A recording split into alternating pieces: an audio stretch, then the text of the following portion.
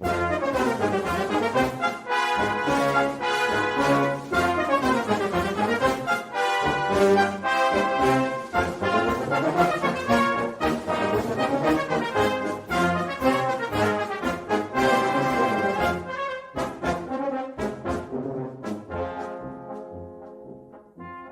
listening to Three's a Crowd, the North East Footy Podcast, with Rye for Borough, Steve for Newcastle United, and Ted for Sunderland. Good morning, everybody around this beautiful world of ours. Welcome to Three's a Crowd, the only North East football podcast where we bring each and every one of you together for the North East special. We are at season's end. It is all done and dusted. The places are set. It has been a long, long road for a few of us. Some's high, some low, some Middlesbrough. I tell you, it's been an absolute fantastic one. Ted's on a high. He's made Europe. Newcastle are selling people to Barcelona, and Middlesbrough are getting 16 chances to come to the Premier League and still don't want any. Welcome on in, everybody. We love each and every one of you. Thank you for joining us. Thank you for being here. We hope you're all feeling fantastic with no football on the horizon. Lads, it's all done. It's all done. Can you believe it? Good morning to you, Mr. Steve. Yeah, it's all over. Thankfully for Newcastle, came to a rather predictable end at Fulham last week. I thought we'd win. And Newcastle were awful last weekend. They really were. Epitomised the way the season's gone, sadly. But it's all over. A couple of months off. Already got me tickets for the first friendly of the season. Looking forward to next season when we hopefully, not having European football, can get back to business in the Premier League and get back to those Champions League spots. We've got a lot to talk about. Obviously, we've seen Anthony Gordon's move overnight. We will get to that very soon. But Teddy boy, let's come to you so you can gloat. You can do whatever you want to do, mate, because I think it's the first time in our history of being a trio that Sunderland are the top dog of the Northeast, and they are returning to Europe for European football. Mate, what an incredible season. Guten Tag, hallo, bonjour, hola, hola, hey, kumasta, merhaba. Just a variation of different European greetings for our listeners. Obviously, we're going to have quite a few joining us. Maybe we're going to see a Macam in Milan. I was going to say, there wasn't any in Italian in there, was there? Ciao, yeah, Ciao was in there. Ted's on mute. Sorry, Jules. Sorry. Mate. I didn't want that season to end, to be honest. I think if we'd replaced Arsenal in the Champions League final, we would have beat PSG as well. It was just what an ending to the season. At the final whistle, mate, I think I just sat absolutely stunned, thinking first time in my lifetime. Never thought I'd see the day. Honestly, never thought I'd see the day where we play European football. So, what a strange 12 months. Mate, you're telling me. I tell you, honestly, I remember you guys stealing our corner flag down at Borough, getting you back, into the Premier League, let alone 12 months later. I mean, what a job Regis Labrie has done since coming in. I mean, is it all down to him? I mean, obviously, the objective in the summer was an overhaul of the squad, getting rid of, obviously, a lot of the championships players, but keeping the core. I mean, you've still got the Dan Ballards and the Luke O'Niens, and I think still respecting a lot of that core group, but then obviously spending 200 million. I mean, you really have set the tone, and I think you've set the blueprint there for all the teams coming up from the championship. Now, whether they can do it financially or not, I'm not too sure, but Sunderland's remit, I think, is a platform now for the likes of Ipswich Town and Coventry and now Hull City to come up and knowing what they need to do to be, one, competitive, but two, really take advantage of other teams in the Premier League and their sloppiness. I mean, we saw other teams that have been in the Premier League for such a long time struggling. I mean, we saw Wolves, obviously, Burnley, who had just come up, and obviously West Ham as well. Was it a case this season of good timing, or do you think even in a strong Premier League sort of season that Sunderland would have still been able to be up there? I mean, it doesn't matter in the end of the day, does it? But I mean, there was a lot of contributing factors this season onto Sunderland's success. I mean, I think 80% of this is down to just sheer good planning, and that planning comes down to Regis Lebrice. It comes down to Ghisolfi, the head of football. It comes down to the chairman and the board as well. The planning for it was exceptional. Yeah, knew what they had to do. I think they had a fair idea of who they wanted to bring in terms of the likes of Xhaka and players like that. That was always there. So I think 80% of it is down to that. I think you need a little bit of luck along the way. West Ham were awful this season. Spurs, you can't even say it's a shock for Spurs because that's twice they finished that low down in the Premier League. Yep. So it's it ain't that much of a surprise. Chelsea, the likes of those of in and around us in that sort of I was going to say mid-table, top 7 in the end, but you know what I mean. Going into that last game of the season, Chelsea have had an absolute car crash of a season. When you look at what they've spent, I mean, it's just when I talk about our good planning and certainly in the transfer market, some of their spending has just been ridiculous. 80 million for Fofana. That's easy for me to say. Yes. Yes. I look. Do you know what? I remember those Talbot cars. I know it's getting away from the Burke who's driving it, but those Talbot cars were something else, man. The likes of Fofana, where they spent 80 million on him, and he's had 4 red cards this season. Then you look at what we've done in terms of Mukiele for 10 million from PSG, and he's looked an absolute world beater. It's great. It needs to continue. It's great celebrating it right now, and I'm eagerly waiting for the draw just to see if we get a Cypriot team in the group stage as well, which would just mean the world to me. Absolutely mean the world to me. To watch my team here would be incredible. Incredible. That's part of it. But the real work starts now, and we've gone from thinking, well, if we survive in the Premier League, we need to add maybe another 4 players of absolute quality into that. Now we need 8, and that's going to be tricky. But if the rumor mill's to be believed, we've already signed 9 anyway, and we spent 200 million. So be fine. Champions League after this.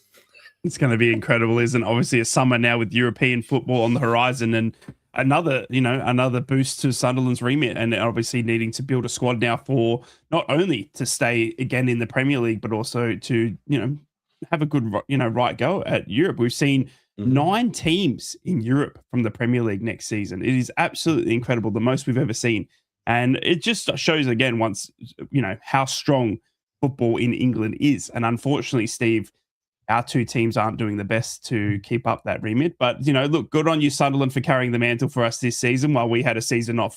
It was not to be for Middlesbrough, obviously going to Wembley, lads. I obviously wasn't meant to be on a plane either. Thank you, British government.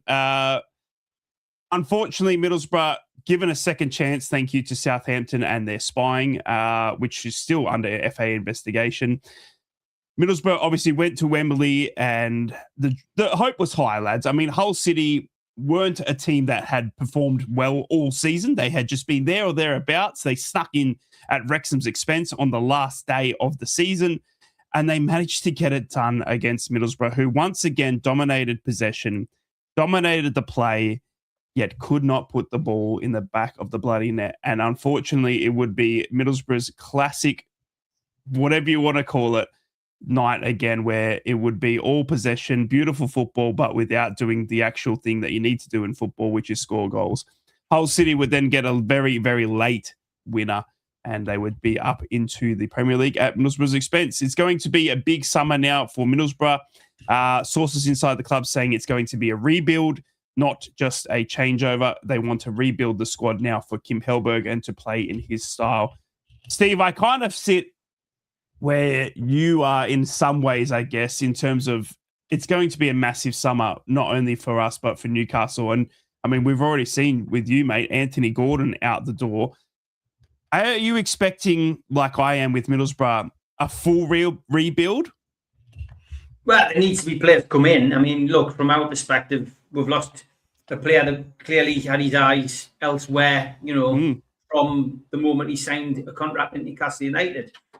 And I can't fault them for having the ambition, and credit to Newcastle for the way that they've handled it. We haven't gone down the route of what we did with Isaac last season. We've negotiated with the player, we've negotiated with the two clubs that were interested. We've got the best deal for us, the best deal for the player, and he's happy and we're happy, and we move on. So credit to the club for the way that they've handled it. They've come out with some good social media. They've done an interview with Anthony Gordon as well, who got a chance to say goodbye officially. And yeah, he's arrived in Barcelona, and from my perspective, good luck to him. He hasn't been a great player. I was certainly a player that I wanted Newcastle to sign. I remember him playing against Newcastle when he was at Everton, and he was a nightmare. He was constantly, constantly at our full-backs, constantly getting free kicks for the opposition. But look, he played a big part in Newcastle's cup run. He scored the goals in the semi-final to get Newcastle to Wembley, and Newcastle won the cup. He missed out on the cup final, of course, but from our perspective, yeah, good luck to him. A major rebuild, yeah, we need players in. We've lost Trippier and Kraft on the right-hand side at full-back. We need at least one in. We lost Lascelles early doors in January, so we need at least one centre half coming in. We still need cover at left back. Goalkeepers, well, John Ruddy was never a first team player. He's more of a coach, but he has gone out with the club. Certainly need somebody to come in. I think everyone's keen to see a new goalkeeper come in. And we definitely need now somebody on the left-hand side of midfield, as well as a striker. But we did say last week, Eddie Howe in his press conference said, strikers not a priority for Newcastle this season. So we'll just have to wait and see. Newcastle are going to have to be cuter. I think a lot of the publicity about Gordon leaving has probably been part of the plan, in the sense that it's an advert for the club, in the respect of Anthony Gordon came to the club. He came. He by his own admission, he was struggling a little bit with his career in life. Newcastle gave him the opportunity. Now I know some fans probably will hate to hear that, because it then makes you sound like a stepping stone.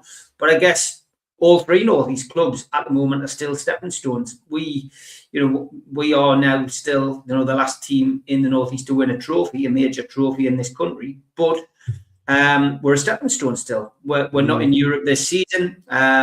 Hoping we'll be back in Europe, hopefully qualify for Europe next season. But we're still learning the game. We're a big club. We are a big club. We've got a big fan base, but we're not, we're not at the level of Manchester City, Arsenal, Liverpool, Manchester United at this moment in time. That's where we want to be. We want to be qualifying for the Champions League every season, and we need to be able to compete in the Champions League every season. So is it going to be a big rebuild? It's going to have to be 5 or 6 players. Certainly, and they're all going to have to be players who can come in and play in the first team. All the facts seem to be pointing out that Ross Wilson is also looking at certain markets, but looking at younger players. So big summer. I think to stop any of the natives getting restless, which they tend to do at all of our clubs, I think there needs to be a signing of some description before the World Cup. There needs to be, and there needs to be, I'm not saying marquee, because then you suddenly start thinking of Harry Kane and, Yamal. These kind of players. You need a player that's going to, people are going to go, well, that's a solid signing. That's a good signing. That's what we need. Premiership proven, I think, somebody who's going to make a difference.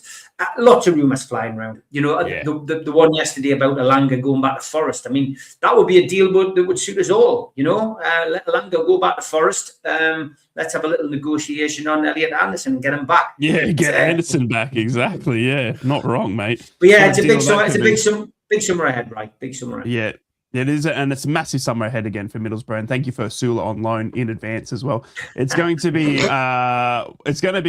one thing on the eyes for Middlesbrough fans is obviously the rebuild-ish. In terms of what that's coming out of the club, is that the squad was built for Rob. And this is the I'm not going to read it verbatim, Middlesbrough fans, but this is the message that I got from sources within inside the club were that the squad was built in the summer heavily for a Rob Edwards style of football. Now, obviously, Rob Edwards, we all know what he went and did. And then we went in an opposite direction in terms of the way and style of football in Kim Hellberg. Now, Kim Hellberg had a January. We all know what happened in January, or what didn't happen, more to say. And we were still left with a squad that was developed for Rob Edwards style of football. Now, we can see that Kim Hellberg plays a completely different style, and now we need to change that. Now, there's going to be a lot of arguments, a lot of angry fans that, you know, are probably not on board with that. But that's what's come out, is that they are probably set on a rebuild this summer because they want to give Kim Hellberg the best opportunity now to go ahead and give a real good chance at the championship with team that he has chosen or built to play his style of football. What that looks like, Middlesbrough fans, well, we're going to have a massive summer, but we've seen already people released from the club that shows that we play people that were on that fringe side of things that we were thinking, oh, might get a new deal, haven't been given a new deal. And the likes of Matty Target, obviously, and stuff like that, where we thought, geez, he'd be good to stay on. Doesn't look like they're going to either. And obviously, Matty Target is a free agent coming to the summer now. Not saying it won't happen, Borough fans, but it does look like it's going to be a completely different squad come August this season. Boys, we have sat down. We have watched all three teams push through this season as best as they can. And I said to you all that I want to get the best team from each of us from the three Northeast clubs. You can play this at home as well. Make sure you put them down in the comments. What I want to hear from you guys is, and what I'm going to get from Steve and what I'm going to get from Teddy Boy, is their team of the season from all three Northeast clubs. Now, they were able to pick from players from any of the three Northeast teams in Newcastle, Sunderland or Middlesbrough. They weren't any boundaries. They weren't allowed, like a certain amount from Sunderland or anything like that. I just said, pick your best from this season. Now, I went for a strong team. Now, Teddy Boy went for a certain team, but Teddy Boy was all over this. He sat down with his coffee, he pulled out his spreadsheets. Ted's a right manager when he needs to be, I tell you what. This is Teddy Boy. Do you want to do the honors, mate? Your squad of the season from the three Northeast clubs. We gave you the chance to do the first 11 and the bench, mate. Read it on for us, and fans in the chat, I want to hear your thoughts on this. Are we sharing it on screen, or have I got to pull it up? I right, don't I'll pull think it it's. Up. Don't worry about it. Yeah, I can't do that.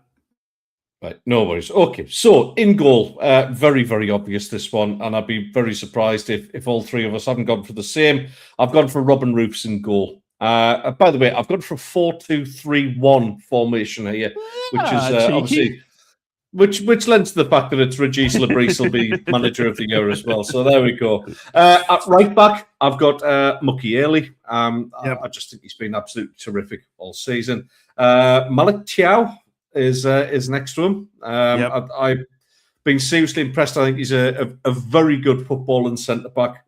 He's big, so yeah, I think he warrants his place in there. Next to him, we have Dan Ballard, which was a really obvious choice, Ryan. I don't know why you didn't think of that in the first place for your team. Next to him, now this is the controversial one, left back. I've gone Matt Target. I was very, very close to going Lewis Hall on this one, but overall, I've just been impressed with Matty Target's consistency all season. He's chipped in with goals. Very, very not much to decide between the two. Obviously, I've spoken about Lewis Hall and he before. For me, he's England's future left back. Probably not with the manager we've got now because the clowns absolutely missed him out the squad. But that's another story altogether. So Matty Target gets his place there. In defensive midfield, God, what a pairing this would be. I've gone for Xhaka and Bruno. Imagine that in the same team together. That would be absolutely terrifying. You're sort of attacking midfield three. On the left, I've gone for Gordon. I was very close to putting Talby in, but because of Gordon's exploits in Europe and the goals he got there, I think he was better value for that, let's say. In the middle, attack midfield, Enzo Lefebvre, hands down. I think he's got better as the season's gone on, to be honest. Right wing, I've gone Morgan Whittaker on the right wing. He's chipped in with important goals. I don't think he's had I don't think he's had the best of season by his standards, but I don't think anybody else has had a right winger that could actually compete with that. So Morgan Whittaker gets in by default on that one. Up front, of course, Brian Brobby, who's just been an absolute bully in the Premier League. My substitutes would be Trey Hume, Hayden Hackney, Sandro Tonali, Talby, and Osula. Jeez, what do you guys make of that? Let us know in the comments. That is Teddy's team of the season from the 3 Northeast clubs. Stevie Wraith came in this morning, mate. He came in with a massive squad. Obviously, it was tough going, mate, for Newcastle United and Middlesbrough, but you came up with a decent squad, I think, in the end. Yeah, Eddie Howe picked this for me. So Dan Burns playing. Roofs in goal, obviously. I just play a 4-4-2, and Yep. you know, I for me, I've Dinosaur. gone for a bit of sentimentality, but I've also picked a few on the basis that they've had good seasons. So Roofs in goal, and I mean back four's picked with a mind that Roofs in goal because Roofs had such a good game. He saves more than anybody else in amongst our keepers that we've got. So Trippier at right back and captain of the team. He's had a good season. I don't care what anybody says. He's been brilliant this season. Dan Burn is in alongside Ballard. Ballard is a good centre half. I can't take anything away from him. Burn's in instead of Malik Chow. Malik Chow would have been me shoe-in, but I put Burn in just out of sentimentality. His time's ticking on. Lewis Hall's at left back. In and out this season with form, but so is everybody else in Newcastle's team. And he's only a kid, really, compared to some of the more experienced pros. But Lewis Hall at left back, it's a no-brainer. Midfield although Hackney's a central defensive midfielder or can be a creative deep line midfielder, I'm sticking him on the right. He's young enough to be able to, to track back and help Trippier out. And with his defensive qualities, I think on the right hand side he'd be able to help out Trippier and create from the right. So I've gone for him on the right. I've gone for Bruno and Xhaka in the middle because Xhaka's certainly that early, the first half of the season was exemplary for Sunderland, and Bruno was, like I mentioned last night on our season review on NUFC Matters. You didn't miss him until he'd gone. He was superb, Bruno, this season. Still managed to fit in over 29 games, and in the Premier League alone, 6 or 7 Champions League games.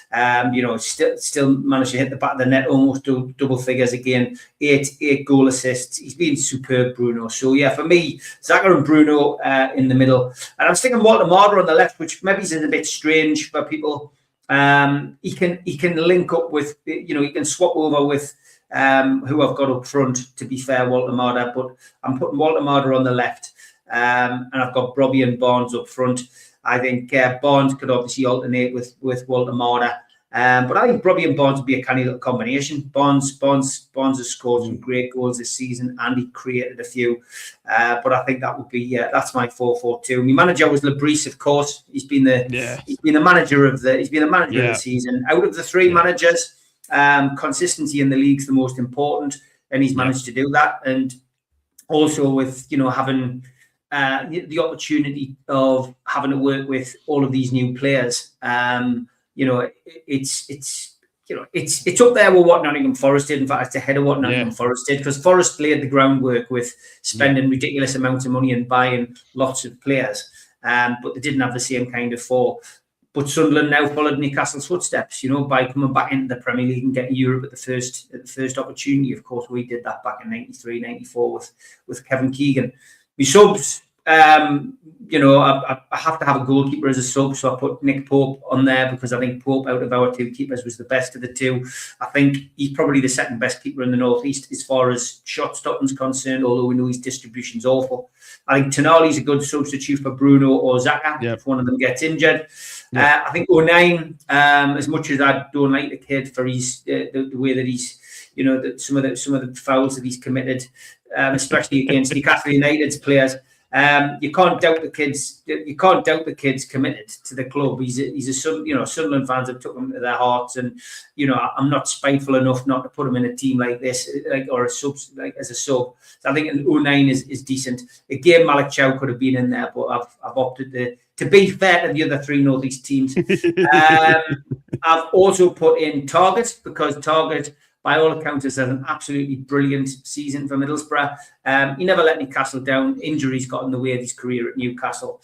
And I've had to put Will Asula there because he's Newcastle's most improved player. And I think Asula coming on, a bit like Isidore for Sunderland, I guess. He can come on and he can get an important goal, but he's become a first team starter in the last few games. So yeah, Asula for me finishes off my substitutes. It's an absolutely amazing team. Over to mine, lads, and I have got one player in here that I just had to select. If you're playing at home, make sure you listen out for that one, see if you can. But obviously my team starting 11, I went for a 4-3-3, lads, attacking, because I know that if I was coming up against your two teams, I would need to I'd need to attack. Do you know what I mean? And I think my team would probably beat both your teams 5-0 easily on any day. I've got obviously Roofs in goal. You can't not have Roofs in goal. There's no other goalkeeper in the Northeast that's done better than Roofs, unless there's someone down at Gateshead or Hartlepool, but I don't think they've had stellar seasons. And honestly, Roofs is just incredible. I've gone for the back four here, lads. Now stick with me here. I've got Mukulele, Luke Ayling, Bill Ayling, the 34-year-old, get in, right, next to Dan Ballard. What a partnership that would be. And Lewis Hall on the left. Oh, my goodness me, right? What a back four that is. I know, hold your applause to the end. In the midfield, I've got Hackney, Xhaka, and Bruno. I know, did you like how I rolled the Bruno there as well to get that Bruno? Nope. Look at me being Anthony Gordon. I mean, a bit like Leroy Rossignol, how you rule the odds with that. And a front strangle every vowel. A front three of Riley McGree. How can you not? Brian Brobby and Enzo Lafie. I mean, obviously that is my 4-3-3. Okay, right. So that's what I'm going with. I had to go with Brian Brobby. Now, Brian Brobby, I am the biggest, and you're probably starting to allude to it, Newcastle fans, I am the biggest Asula fan. I want him at Middlesbrough. I want him at Middlesbrough on loan. I think Newcastle don't treat him nicely enough. I think Middlesbrough could do with him in the championship. So he was very close, but Brian Brobby, what a tank he has been. What a sensational signing. And I think the Premier League's moving in that sort of physicality sort of style, isn't it? And these big sort of strong forwards that we've sort of been, it used to be all about pace and small, zippy forwards, but Brian Brobby has come back in and he's just brought that, that strength back, and I love that. So that's my starting 11. On the bench is Sol Bryn, because I apologise, Newcastle fans, but there's no way I can pick a Newcastle keeper after this season. And then I have to go with Morgan Whittaker. I think he obviously top goal scorer for Middlesbrough. Aidan Morris, what a sensational. I expect Aidan Morris to be the captain of Middlesbrough next season going forward. I think he's just absolutely fantastic. The Spanish left wing, Anthony Gordon, who speaks so fluent Spanish. I was surprised he could get in. Siddiqui, I think, had a fantastic season. And then a couple of backup centre backs in Malik Chor and Addison Malander. That is my starting 11 and bench. If you like our teams or don't like our teams, please let us know down in the comments and let us know what your team of the season is. From this Northeast teams. You have to pick from Newcastle, Sunderland, and Middlesbrough. There's no limit on who you could do, but let us know in the comments what your team is for the season. That is our three teams from watching all three of the Northeast teams. Lads, it's been a long, long season. It's not over yet. We've still got Champions League final today, and then we go into a World Cup, which we will be here covering for all of the off-season now. And obviously, the transfer's starting to roll in. We've already seen Newcastle selling off Anthony Gordon, and Middlesbrough have already released some players that were shocking. We're going to cover that and more. But we need to sit back and relax because it's time to cheer our glass, because it's time for Troll of the Week.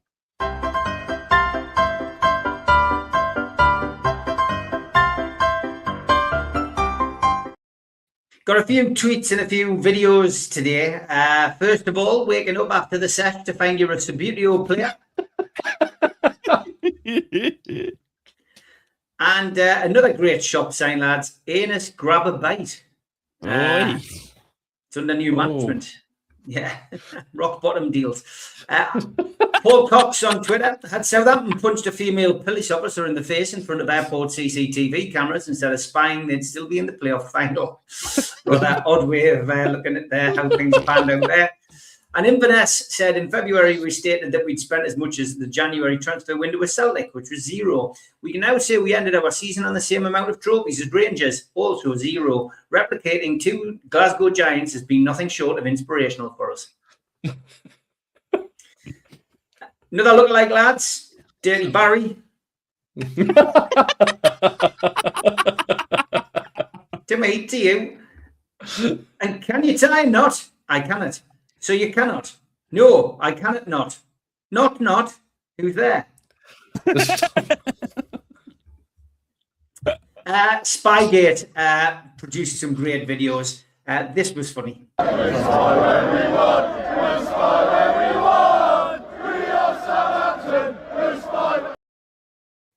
It works out great, doesn't it, in the end? When you see that, Bayer still makes you laugh. The Isaac transfer, of course, dominated the transfer headlines last year, and a lot of Scousers weren't very happy about it. I want my money back. Here's the money back. Here's the money back. Here's the fucking money back. I want my money back. I want my money back now. I want my money back. I'm getting serious now. I want my fucking money back. Here's the money back. Here's the money back now. Here's the money back. I want my money back. Give me money back. I'll just take that. Give me money back. Give me money back. Give me money back. I want my money back. Give me money back now. I want my money back. I want my money back. It's my money, not yours. It's my money. Not confirmed. I think that was the Liverpool owner. Yeah. Pitch invasions always seem to happen at the end of the season. You blink and you miss it. Look, dead centre of this video. Watch the keeper in the yellow shirt.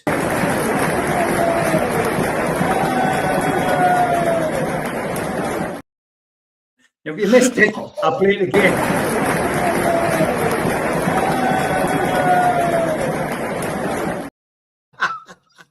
That was one of my tackles on a Sunday morning, that. And I do love a good scrap at the football involving players. We don't condone it, of course, but it's always funny to watch. Carrega no corredor, tem 2 na bota dele, chega só na bola e põe pro lado o Rian. Agora o cara vem, pra que brigar? Não vamos brigar, não. Aí fica feio o jogo, né? Nossa senhora. Aí é complicado, né? Não pode acontecer isso aí, Luciano. That was brilliant. That kung fu kick was excellent, wasn't it? Yeah, World Cup's on its way, of course. Who could forget this classic? The Fuller. Rika.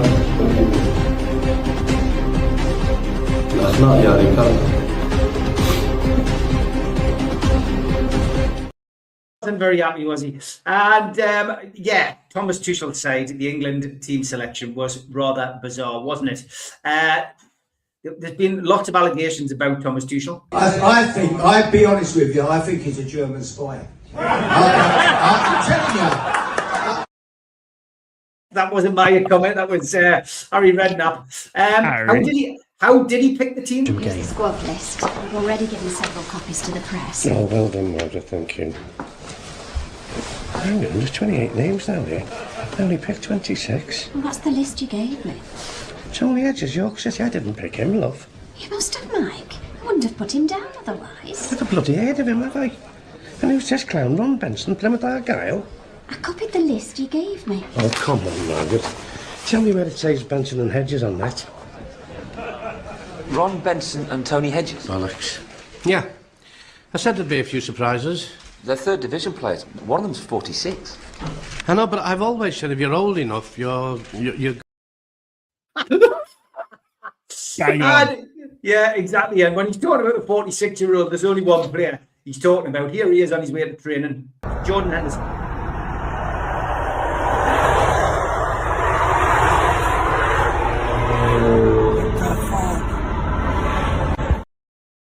Yeah, exactly. And who do you think will win the World Cup, lads? Right? Geez, you put me on the spot there. Who do I think is going to win the World Cup? France. Okay, Ted? Yeah, France, 100%. France 100%. Okay, we'll do some vox pops now with the public. Who's winning the World Cup this summer, girls? Arsenal. Arsenal. Arsenal. If you couldn't support Arsenal, who would you support? Manchester City. Also Manchester, yes. Who is the best Premier League player? Yeah, enough of that. Well, I think you get the picture. That is Troll of the Week this week. Thank you very much for all your suggestions. We'll be mixing it up on and I don't like to talk about transfers too much during the summer, so I'll be doing a little bit more of that on NUFC Matters with a few laugh lines.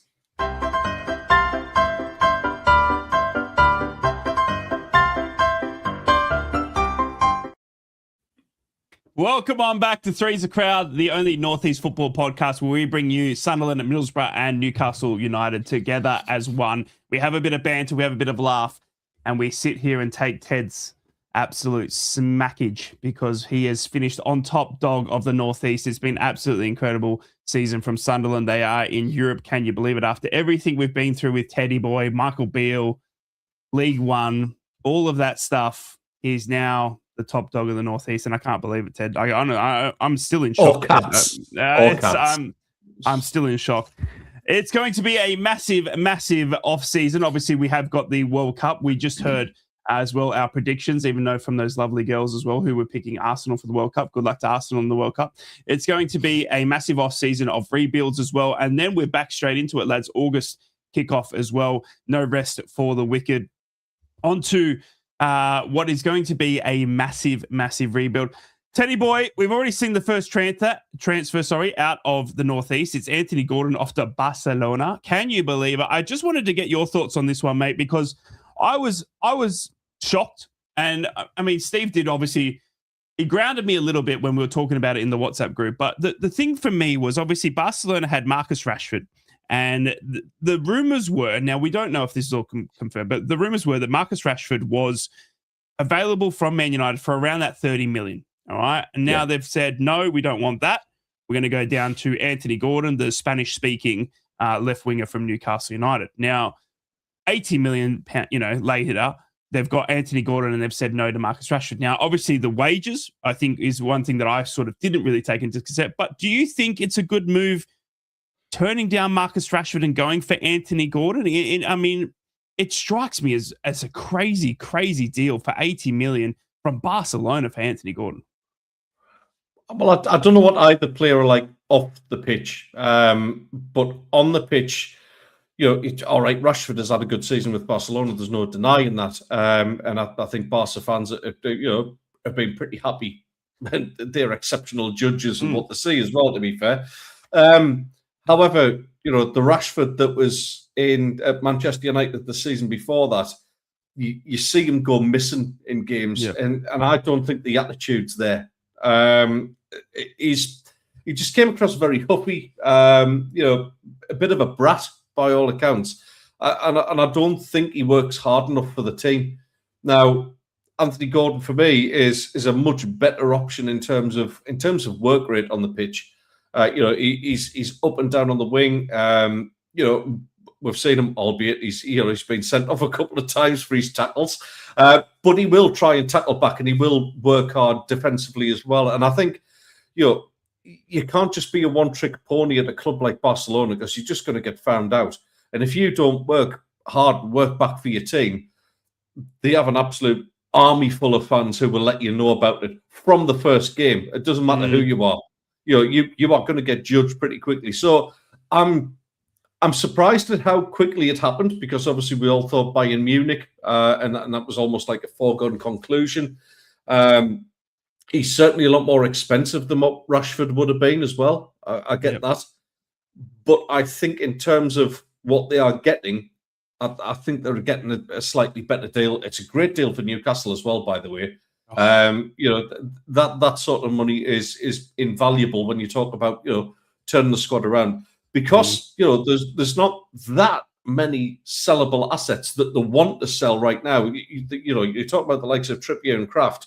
They're leaving on a free because it's the end of the contract. So sellable assets, you've got to absolutely, and Sunderland and Middlesbrough have got to do exactly the same when the time comes. You've got to make the most out of those sales and bleed them for every penny that you can.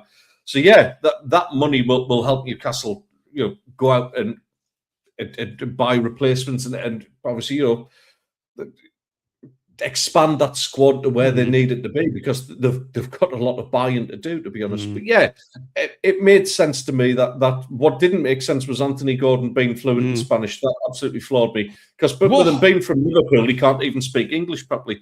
Speaking of which, right? Wasn't that incredible? He spoke Spanish better than I do. Do you know what I mean? Pronouncing Liam Rosenois. Yeah, I mean, it was incredible. Good on him, and as well, and good on him for practicing like I do as well. He's obviously been taking the lessons. I want to hear from you lads as well in terms of the biggest transfer out of the three Northeast clubs. Now, we've seen Anthony Gordon already hit the mark.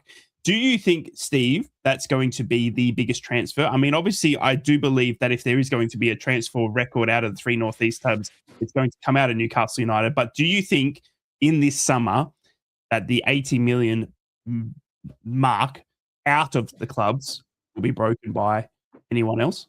If it's going to be a club in the Northeast, it's going to be Newcastle. There's no doubt about it. I mean, there is potential with Tonali, maybe.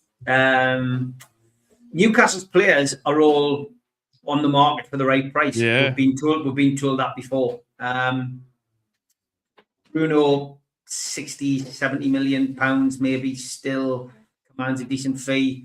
But yeah, I think what the price that they paid for Anthony Gordon probably shows you how badly we got stung last season with some of the players we brought in. The Elanga deal in particular. Yeah. Potentially Walter Marta as well, although I still think he can be turned into a good player. But yeah, moving forward, if there was another player to go from Newcastle, I think Tonali would be the one. Lewis Hall, Tino Livramento, both in there with a shout again, but again, it's market value, Yeah. If for example, Tino goes away and has a great World Cup, that puts an extra 10, 15 million pound on his price tag, doesn't it? But I'm led to believe that Tino Livramento will have a new contract before the start of the season, an improved deal. I think they're going to look to tie both him and Hall down. But yeah, if there is another one to go out of a football club, it's going to be, for a high price, it will be that. Sunderland, not so sure. They've got players there, of course, who essentially could go, but I'm not saying, again, Ted would know better than me if he felt 75, 80 million for one of their players is possible. Roofs, maybe he's a goalkeeper. Newcastle certainly need a goalkeeper. I think it's going to be interesting from Middlesbrough's point of view. Obviously, we're going to see Hayden Hackney probably leave. The rumours are obviously circulating now that Man United are coming in for Hayden Hackney. Michael Carrick wants a reunion with our star midfielder. I would think he's around that Bellingham sort of price tag, Teddy boy, in that 30 million bracket. I think after obviously winning Championship Player of the Season, he's a fantastic asset, and it does look like Man United are going to dip in their waters, but it's not going to get anywhere near that 80 million. Can you see a fee coming Sunderland's way? And it's funny that I said fee to Enzo Lafee, because I think he's one of your biggest assets that seems to be rumoured about. There seems to be a lot of interest there for him, but I'm not sure that Enzo Lafee is going to grab an 80 million price tag. No, not at this moment in time. Maybe a 30 to 40. The Sharks are circling with the likes of Siddiqui, but then again, Siddiqui, no goals and no assists for all he's been an absolute, an engine in the middle of the midfield. He hasn't produced massive amounts of what a top side would need. Yeah. I mean, the great thing for us is because of qualifying for Europe, that might just, turn the heads of a few of the players and go, do you know what, I'm going to give it another season. I think there's plenty of players there who might have moved on pretty much straight away. The likes of Roofs, and he's probably the most sellable asset right now. The likes of Chelsea are sniffing around him, Liverpool looking at him. Bayern Munich also rumoured to be interested as well because he's their kind of goalkeeper. Right now, though, yes, somebody will go. Lafay has already publicly said, not interested in a move. I've got more to do with Sunderland, which is huge for us, to be honest, because if not for Granit Xhaka, he was our player of the season. He's been absolutely incredible. The game against Chelsea, he ran it. He ran the game. And, a guy who's very creative, gets his assists, but the way he's so tenacious in the tackle and working back and working hard for the team, He's exactly what Sunderland fans love to see. So, yeah, listen, we will see players leave. Well, I'm not naive enough to think that won't happen. I'm just, at this moment in time, I'm not panicking about it because I think, if we do sell them, it's going to be for top whack and it's going to be for way more than what we've paid for them. Yeah. Absolutely 100% guarantee that. And I now have a club that's operating really, really well in the transfer market. Yeah. And I know we'll replace players and I know we'll do it well, with a mix of youth and experience as well. So, yeah, if I had to pick anyone, Roofs, but right now, I'm not really worried. I'll tell you what, I'm very worried as a Middlesbrough fan. I'm worried about who's going to come and who's going to go, and it's going to be very interesting to see over the next couple of months, Middlesbrough fans, who is buying into Kim Hellberg's style of football and who the club want to move forward with as well. There's got to be a few players that go out, I tell you what, as well, that fell very short. One name that keeps popping up, though, Teddy Boy, is Alan Brown, potentially. He's still got 1 year deal left at Sunderland, but apparently Middlesbrough were very impressed with Alan Brown and want him in and again around the change room. So, be interesting news there. Lads, we've got to move on quickly, and we're going to wrap it up here because we got World Cup. World Cup fever is now kicking in. We've got Champions League tonight, but nobody cares about that. Good luck to Arsenal and PSG. It's going to be incredible to see the World Cup back. Obviously, we wait 4 years for it. We've got Shakira out there dancing. We got everything back like you would want. Ricky Martin should be out there somewhere. He'd be singing some sort of song. But World Cup is on the horizon, lads. And I wanted to get your thoughts on this because this is a story that has obviously been massively, massively covered here in Australia. Now, we have a player. Now, obviously, for those that don't know, and this is connected to Middlesbrough, Riley McGree obviously was injured in the 70th minute of Wembley final, and he's now out of the Australian World Cup. He tore his hamstring, is left to believe, and now he's missing the World Cup.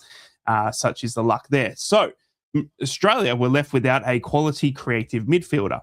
So, what did they do?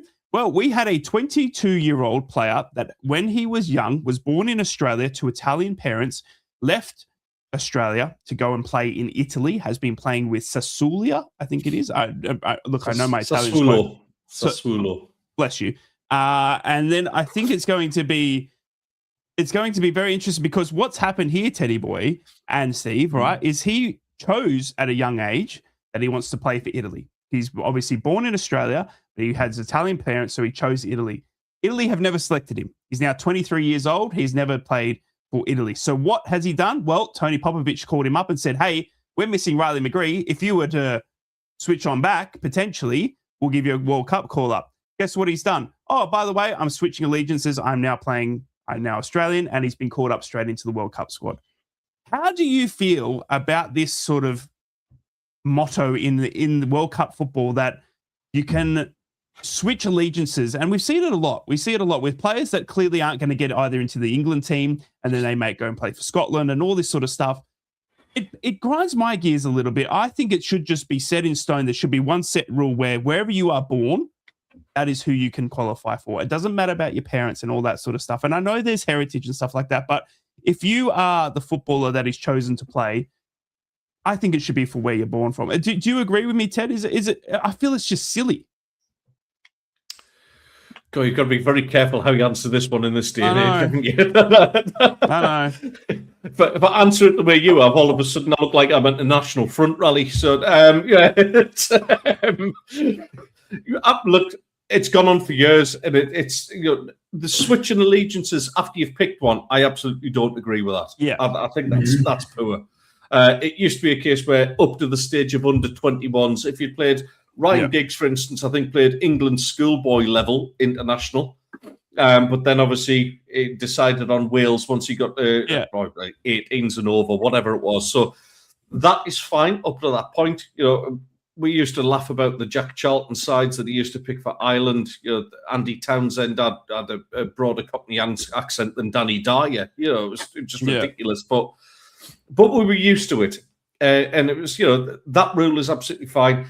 I think parent or grandparent, fine. Let's just call it quits there. But once you've picked, being able to go back shouldn't be a thing. It should be off the table completely. So you're suggesting you think it should be like an age cutoff? So by this age, you have to have locked in who you're going to play for? Yeah, I think by the time you get to under 21s, that should be it. Yeah.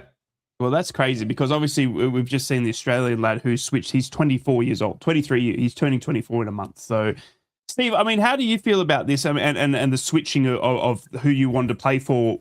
And I guess it comes down to I want to play in the World Cup, and I'm not going to get a chance to go here, so I might as well go there. But I feel like it's because it's not club football. It's World Cup. It's representing your country, and I think that needs to has some sort of meaning into who is representing your country. Yeah, I think what I don't agree with is when you played like at international level as a kid. I hate it, and then suddenly they're allowed to go and play for the main national team. When they hit the 21, 22-year-olds, it's wrong. It's not for me, and I think it's wrong. I mean, Ireland was my first recollection of this. You just had to drink a pint of Guinness, and Jack Charlton would pick you for England. So yes, I think generally speaking, it's wrong. Harvey Barnes is going through it. England are trying to get England were potentially looking at him. Scotland really wanted him, and he's ended up doing neither. So yeah, I guess is there a kind of is there as much passion by players to play international football anymore? I've been watching that Dear England dramatisation on BBC One. I've watched the first 2 episodes, and the comment coming out of that, albeit it's a script and nobody knows if it was exactly said, but came from one of the players. Nobody wants to play.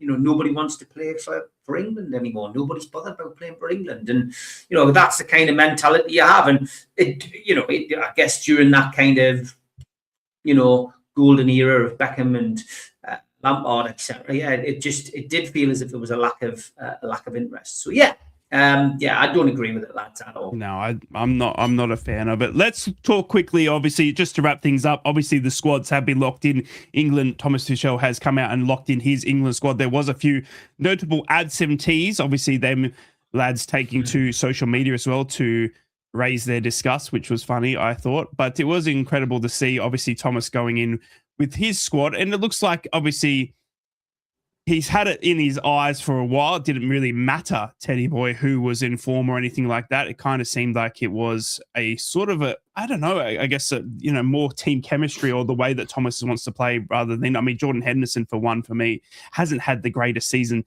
in his return to the Premier League, but is on the plane over to USA. What did you make of this England squad selection?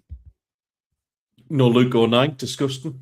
Yeah, I was shocked, to be honest, at some of them. I thought Lewis Hall was a shoo-in as far as the Newcastle perspective was concerned.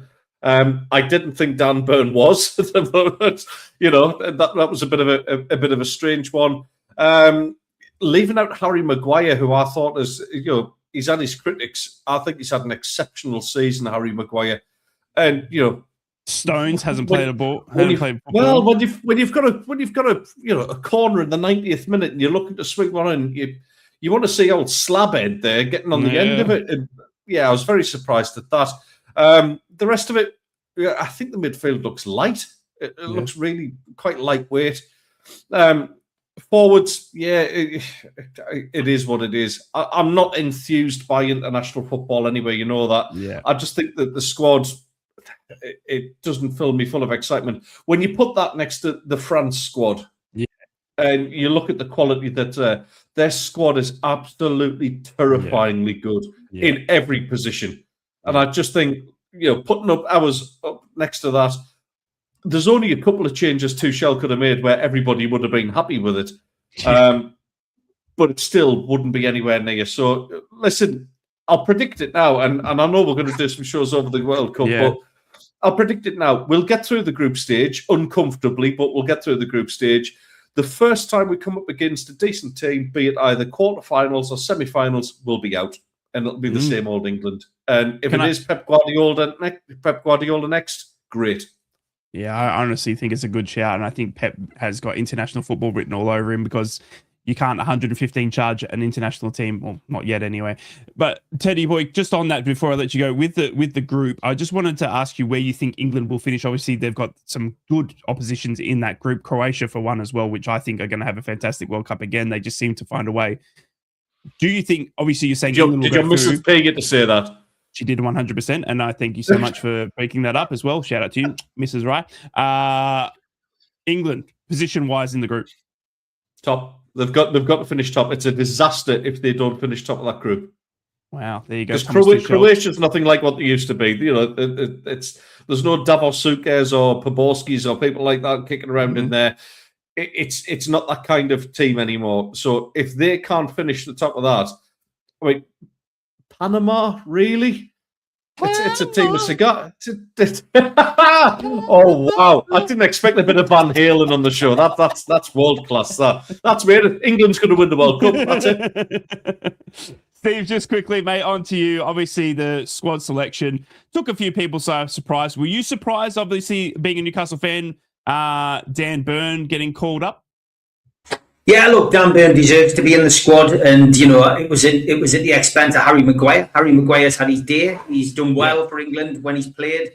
Let's face it, Harry Maguire was awful at the start of the season. He came good towards the back end under Carrick, but too little, too late. Dan Burn was the first person that Tuchel picked. He was a shock inclusion, but he's not let him down when he's played. Had it not been for that injury at Sunderland, you know, he would have probably had a better season, Dan Burn, but that took him out of the game for 8 to 10 weeks. So, you know, for us, great to see Dan Burn there. Anthony Gordon on his Champions League form deserves to be there, you know, but not on his Premier League form. But again, he's one of Tuchel's favourites. You can see that. Out of the fullbacks that were selected, Tino Livramento, you know, as Tino Livramento, what he would normally play, deserves to be there. But Would you take Lewis Hall? Lewis Hall's been better than Tino Livramento this year. So for me, Lewis Hall should have been. I thought Lewis Hall would have been picked ahead of Tino, but he's picked Tino. The bottom line that what Tuchel has here is he has 2 bites at the cherry. Obviously, Hall's disappointed that he's not going, but if Tino Livramento is not fully fit, or if there's a breakdown while he's there, I would expect Hall to be on a call-up list and to head out to the World Cup. As for the group itself, I'm not confident at all. I really do worry about this group. Yes, fair play to Croatia on the same team as they have been, but I think that would be a draw. And of course, England like they do it the hard way. They're not the team, with the exception of I think it was the last World Cup where they did well. They always seem to drop a clanger in the opening game. And I just think the squad's going to come back to bite Tuchel on the backside. So yeah, I think England will finish second in the group. I don't think they'll win the group. I think there'll be a few shocks. Ghana, you know, Ghana and any African team is unpredictable in the World Cup. You just never know what's going to happen. There's always a team that's unpredictable. I think Ghana will be that team this year. And then we'll go into this game against Panama, which, you know, we've got recent history with Panama as well. It's not an easy game. No game in the World Cup is an easy game. They've all had to qualify to get there. You know, so for me, I think they'll finish second in the group. But I do agree with Ted. I think as soon as we face somebody with a bit of steel about them, a bit of invention about them, I think England will be knocked out. I can't see it this year. I really can't. And I am not confident in Tuchel as England manager. I didn't agree with the appointment. I didn't think it was the right appointment. You know, the right appointment for England, really, on current form, as far as the last 5 years are concerned, is Eddie Howe. You know, and he is probably the right man for the England job moving forward. That will be at the detriment of Newcastle, I'm sure. But I think Eddie Howe will make a great England manager, and I would be very surprised if, after going for Tuchel, they went for Pep Guardiola. I think Pep Guardiola would be focused on other things. I think, you know, there is always the potential, you know, that 115 charges, you know, affect everybody who was involved at Man City, including the manager. That may well be a chain around a few people's necks. So Pep Guardiola, I think it's a bit premature talking about him as the next England manager. It's going to be very interesting, and I would love to see Eddie Howe, because I think there's something about having an English man in charge of the England team. It's just something special there as well. I just think it needs to be. One man that I think is surprisingly left out, and I don't think anyone, maybe some people are speaking about, but Adam Wharton from Crystal Palace, lads, I think was deserved to be on that plane. I don't know if you guys sat or caught any of the Crystal Palace highlights, but Adam Wharton has had a stellar season, and I think he's very, very unlucky not to be heading over as well. I think he's got a very, very big future, and that was a big surprise for me, obviously. And I think thought Tony was a weird selection, right? Tony was a weird selection. Yeah. I mean, there was a few, wasn't there? There was a few, obviously, all over the place, and I honestly don't know. I don't know how this squad gets through everything. And the other thing as well, lads, as well, and I think we can talk about this in future shows, obviously, is that America have come out and said that a few of their pitches are going to have to be AstroTurf. We've seen it before, but a lot of their pitches, they don't have the ability to come backing off the gridiron season, the NFL, to put the proper grass in. So there will be AstroTurf, which is obviously the fake grass and all that sort of stuff. So are we going to see a few injuries? I think so, because those are some very, very hard pitches. It's going to be very interesting, and we're going to cover each and every one of it right here on Three's a Crowd. World Cup on the horizon. Good luck to everyone who's going to be watching the Champions League, because it's going to be a ball fest, but I'm going to have to go PSG to win. I just don't think Arsenal can do it. Teddy boy, quickly, Arsenal or PSG? Arsenal. And Steve? I took PSG at the start of the season. I'm not changing my mind.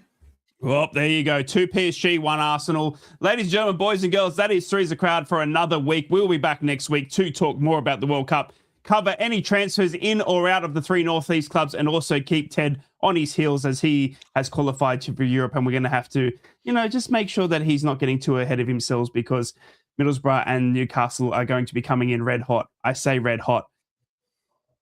You can determine the temperature of that. Ladies and gentlemen, thank you so much for joining us. It has been a wonderful season. We hope you've enjoyed Three's a Crowd through the season. Do not forget, we are going to be continuing through the off-season, covering the World Cup, covering transfers, anything news-wise that comes into the Northeast. You can find it out right here. Leave us comments down below on your 3 Northeast team best of team of the season. We'd love to hear from you. And until next week, it's bye from now. Fellow went in this brothel, he said, I've only got a tenner. She said, there's nothing here for a tenner, son, not unless you have the penguin. He said, what's that? She said, go to room number 7. He went down there. Oh, dolly bird, delicious, He said, I've come for the penguin, I've only got a tenner. She said, come in. She stuck the tenner away. She said, he said, listen, what's this fucking penguin all nonsense about? She said, you'll be quite satisfied, don't worry about that, she said. She unzips his flies, wraps his kecks around his ankles and his underpants. Walked away, the music started up. She stripped off, and he stood there, fucking stalk on, defying gravity, She walked back, she got hold of it like that. She went, with a song in my heart, I behold your adorable face. And he's just about to shoot, and she walked away. He said, where the fucking hell are you going? Three's a Crowd podcast will return. That's not a threat, it's a promise.